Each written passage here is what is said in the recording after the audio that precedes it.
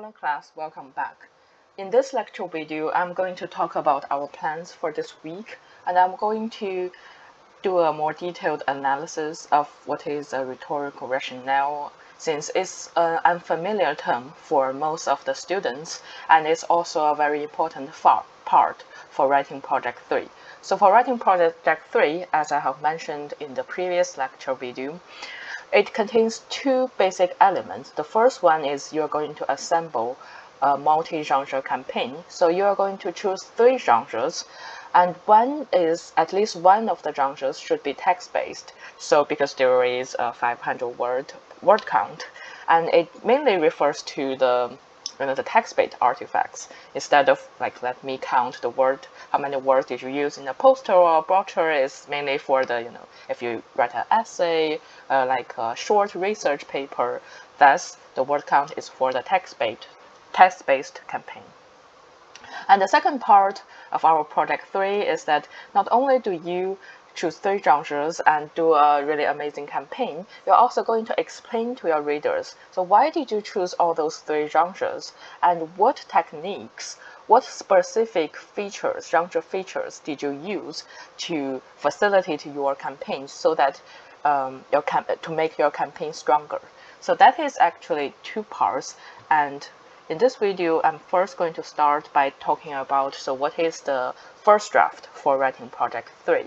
So the first draft for writing project 3 is actually a proposal. It doesn't have to be long. As you can see, I didn't put a word count for that one.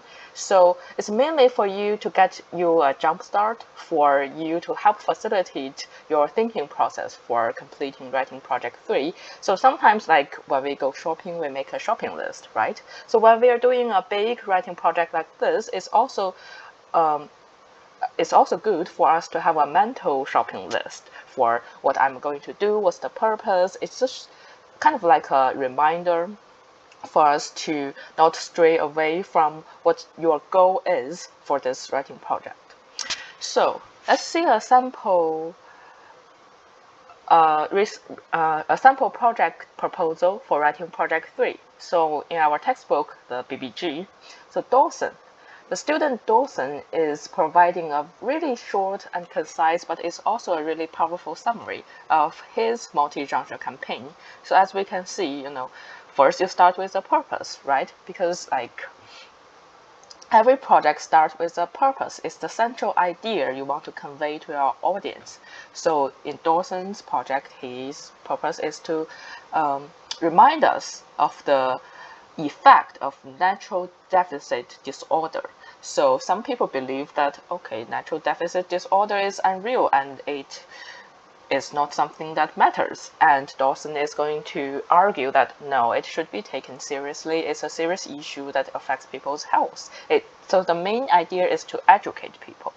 And then Dawson moves on to talk about the audience. So what is our audience is kind of like have a lot of impacts on our choice of genres and how we write the content of our campaigns. Say if you are facing a very educated audience versus someone that is like like a lay person who doesn't have a lot of background, who doesn't understand what is natural deficit disorder.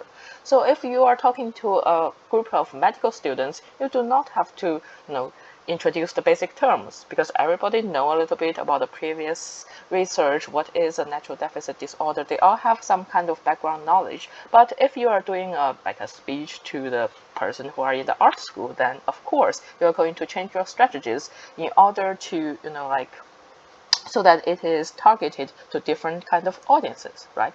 So the second part is audience. And the third part of Dawson's proposal is like the kind of rhetorical appeals you want to use. So when you're thinking about rhetorical appeals, it also affects our choice of genres. If you want to write a memoir or a speech, then of course a lot of the rhetorical appeals would be pathos, is to appeal to people's emotions, right? And if you think like, okay, so this campaign, I want to appear rational. I really want to persuade people with the logic and reasons behind this issue. Then, because you want to lean heavily on the rhetorical appeals of ethos and logos, then maybe your choice of genres would shift from writing a memoir or personal essay to writing a research paper. And next point is also very important. So what are the modes and medium you are going to choose, right? So in our project, you have to choose 3 genres, and at least one of the genres should be text-based, right? So in Dawson's case, his text-based artifacts campaign is like the magazine article. And then, he's also using like multimedia campaign. So he's using the audio and visual pieces, like working on a poster, so that, like this campaign could be more well-grounded and would target on different audiences and suit different situations, different kind of rhetorical situations. And then the last part of the proposal, you can also talk about the genre conventions, because while you are doing a campaign, say, let's just imagine it's like really serious, it's real. You are doing, you got an internship at an advertisement company. So they are asking you to do a campaign to promote one of their cosmetic products. So while you are choosing the genres, like whether it's putting a YouTube video online or doing a poster and put it in the shopping malls, you have to think about the genre conventions, because there are a lot of limitations, right?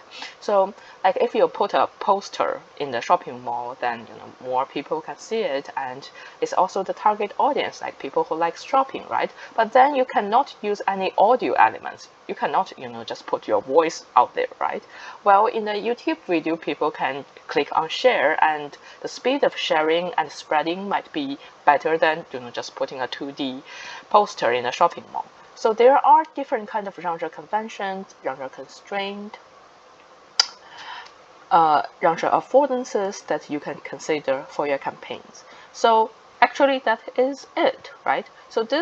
So for the writing project 1, it's just for the writing project 3, the first draft is just for you to have a really concise but really clear idea of what you are going to do for your writing project 3.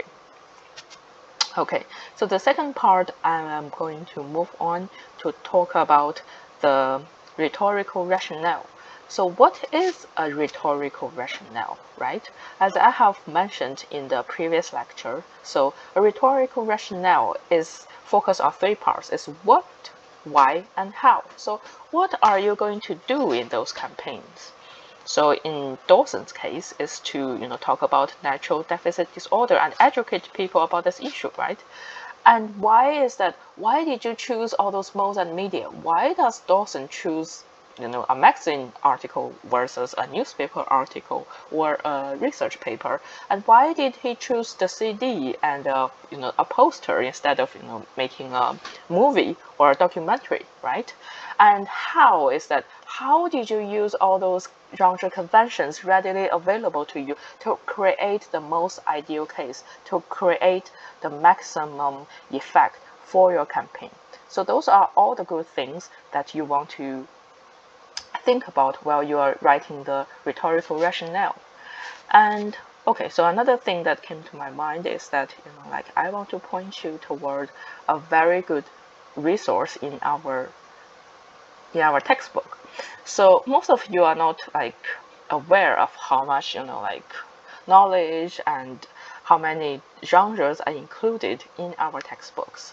So if you scroll all the way down, you can see here guided readings.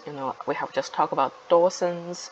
There is a sample multi-genre project, student projects. I have also posted 2 sample student projects done by FSU students. So I want to point you towards chapter 16. So chapter 16, starting from here, you can see there are a list, a wealth of a reservoir of genres that you can think of, basically everything that you can think of for writing project 3, they have an example here, even a humorous essay. So if you say, okay, I want to do an infographic, but I don't know what an infographic would look like. So I would advise you to just go to the chapter 16 or chapter 17 and look at the index, and chances are great that you can find an example here. And then you will get some ideas about, okay, so what does an infographic look like? And if I want to do a blog, then what are the questions should I think about, and what is, and you can see a sample here. So that is also a very good way of, like trying to find, so what genre really, like fits in my campaign, and also, like I can utilize my strengths to assemble a very good campaign for myself.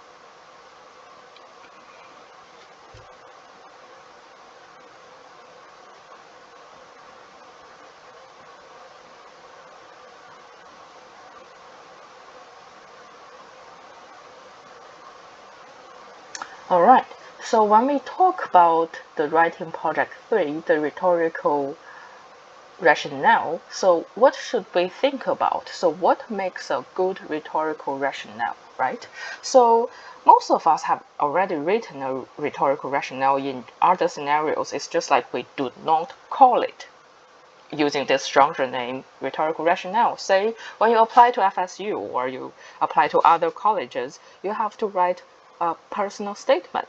Personal statement is actually, like a subgenre for rhetorical rationale. In the personal statement, you are going to introduce to the, admission committee, like who you are and what you have done in the past that you think is making yourself a really strong candidate for the school, and also why the school, why does FSU makes, like what you plan to find from FSU.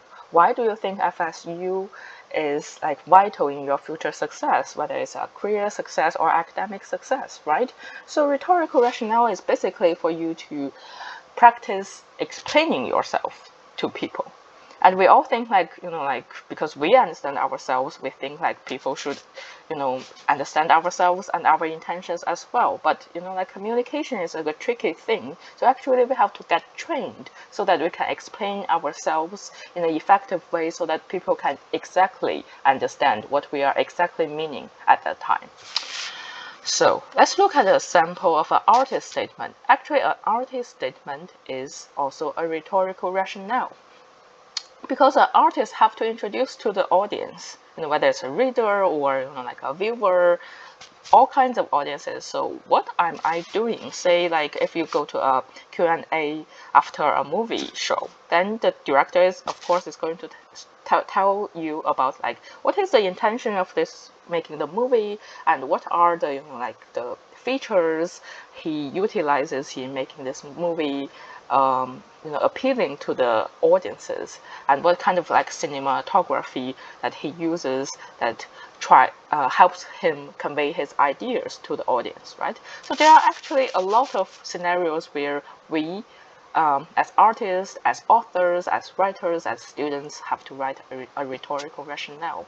So let's look at an example here, because in the previous videos I have also given you a lot of things, a lot of elements you can think about to include in your rhetorical rationale. And I think it's really good for us to actually look at a sample here and let's analyze it. So let me bring to your attention that all those student projects here are by no means perfect, right? It's not like, okay, this is like a like an A+ project and everybody should do exactly as those authors do. No, those are student samples and they are flawed. But just because like if they are really valuable because it's flawed and we can learn from what does the author do that is like successful, and what does this student do that is like like still lacking and could be improved through revision, right? It's kind of like the peer review workshop we do. It's not only to learn from other people's success. Sometimes it's also important for us to learn about what other people have not done right and what could be improved in the future, right? So here, Michael Kipp is doing a rhetorical rationale on, his collage on composing happiness. So in his project, he wants to talk about the importance of gratitude in psychology. So positive psychology is actually very on trend recently. So because people are under a lot of psychological stress, so it's really high time for us to focus more on like the value of gratitude and happiness that sometimes we neglect and sometimes it's lacking in our current life. So this, as we can see, like this is the collage that Michael Kipp has made for his campaign. So in this collage is a really interesting collage. We can see like there are different elements here.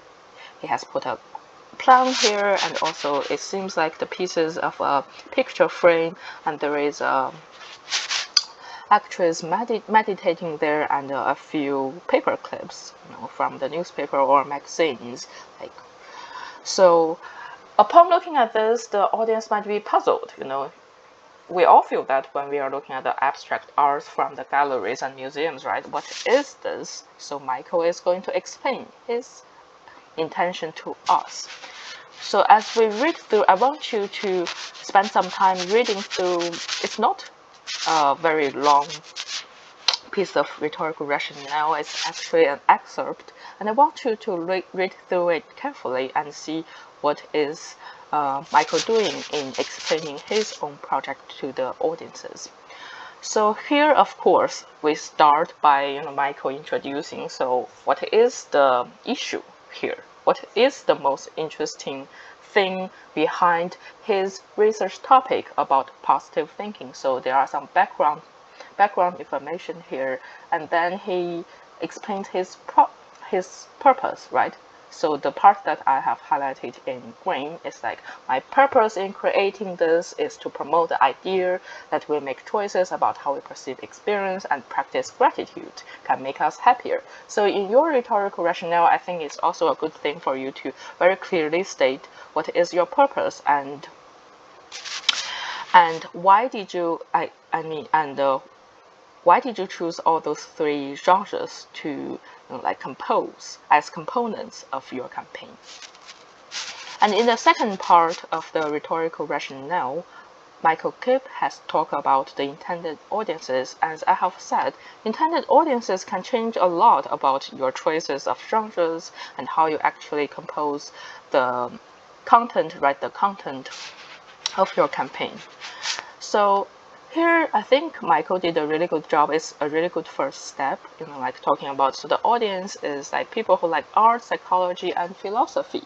So that means that those people have already had some interest in this issue of gratitude. So you do not have to spend so much time, like explaining the importance of them, because, those people have already, they have inherent interest, or they are already prone to, like the discussion, they are already attracted to the discussion of gratitude and positive thinking, and that is the research topic for Michael Kipp. So one thing that I think Michael Kipp, and I will advise my student to do, is so after talking about the audience, don't just be in a hurry to move on. So how about stay here for a little while and then further talk about how does the audience influence your choice of genres. So here we see that, okay, Michael talk about the audiences, and then he immediately go on and talk about the rhetorical appeals. But so we are kind of puzzled. So how does this intended audience influence your rhetorical choices, right? So we only know that, okay, so the audience are people who like art, psychology, and philosophy. But how does this fact matters? How does that thing plays into your decision making, right? That is the most important part that we as audiences are eager to know. But Michael here, is in a hurry to talk about the other issues. So as I have said, the student projects are by no means perfect, but it gives you something to think about.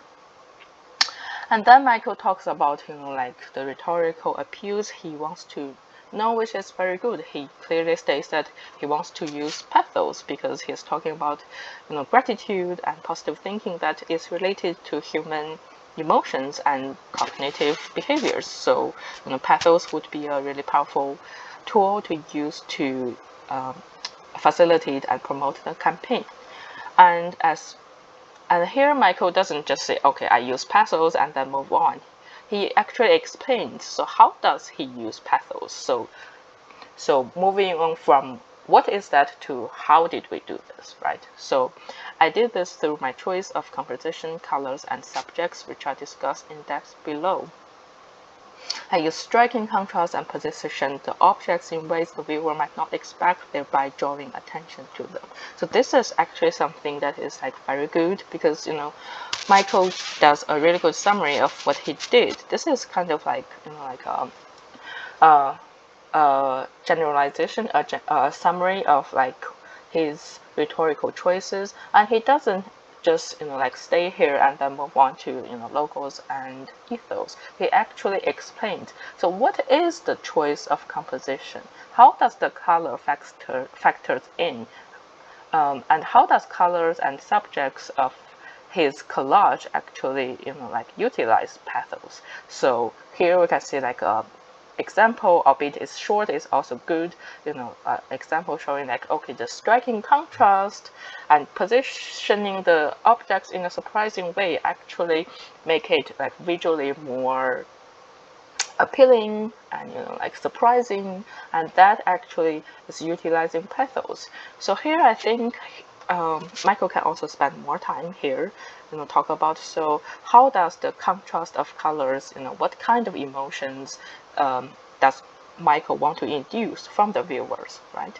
So those are also some things that you can also try to do in your rhetorical rationale.